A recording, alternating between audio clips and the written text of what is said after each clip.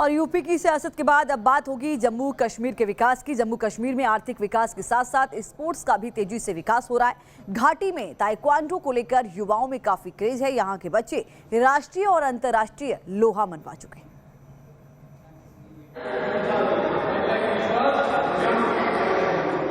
जम्मू कश्मीर में घाटी की फिजा बदल रही है। ये बदलते कश्मीर की नई तस्वीर है। ताइक्वांडो में बच्चे और बच्चियां कर रहे हैं कमाल। यहाँ के नौनिहाल देश और विदेश में अपने इलाके का नाम कर रहे हैं रोशन।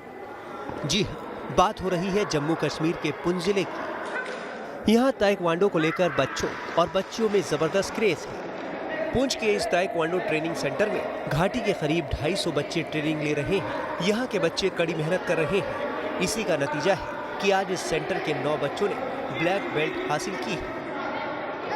और मैं यहाँ पुंछ डिस्ट्रिक्ट में टाइक्वांडो खेलता हूँ। पिछले 4 साल से मैं टाइक्वांडो खेल रहा हूँ डिस्ट्रिक्ट पुंछ में। पर रिसेंटली हम ब्लैक बेल्ट होल्डर बने हैं साउथ कोरिया कुकी वन से, जहाँ से जब हमने बहुत ज़्यादा मेहनत करने के बाद हमने ये टेस्ट दिया और हम क्वालिफाई हुए और इसमें हमें ब्लैक बेल्ट डैन 1 मिली है।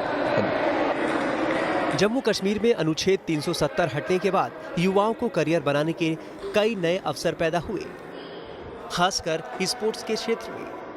ताइक्वांडो ताकत और हुनर का गेम है। पुंछ के ये युवा आज अपनी प्रतिभा का लोहा मनवा रहे हैं। मैं आया मैं ब्लैक बेल्ट होल्डर जो वर्ल्ड कोरिया कुकी वन से होती है, तो उसमें भी हमने किया है। पुंछ से करके हमें ब्लैक बेल्ट हासिल किया है, तो प्राउड फील होता है ब्लैक बेल्ट बनकर।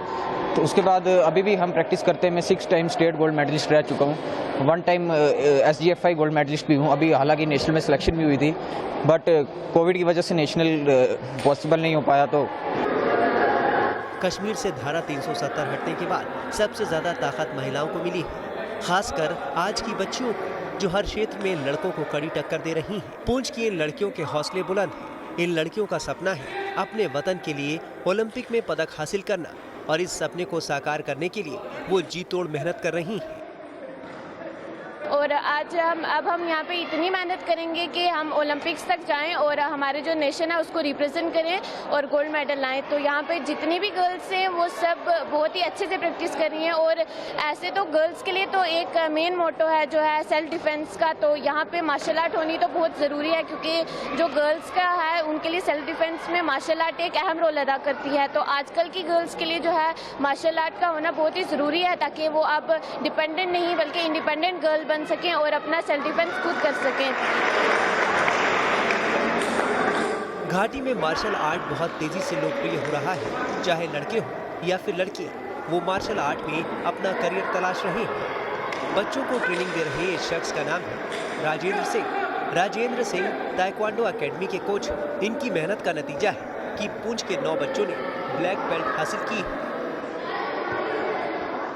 सबसे ज़्यादा बच्चियां जो हमें पॉजिटिवली एंगेज की हैं, क्योंकि आप समझ सकते हैं कि martial art self defence game बच्चियों के लिए कितनी ज़रूरी है। तो मैं बताता चलूं, यहाँ से 70 से 80 बच्चियां जो कि यहाँ पॉजिटिवली एंगेज हैं, जो कि मार्शल आर्ट की ट्रेनिंग ले रही हैं मुझसे। घाटी के ये बच्चे जहाँ दहशतगर्दों और अलगाववादियों का आईना दिखा रहे हैं, वहीं स्पोर्ट्स के फील्ड में अपनी कामयाबी की इबारत लिख रहे हैं। Team news nation.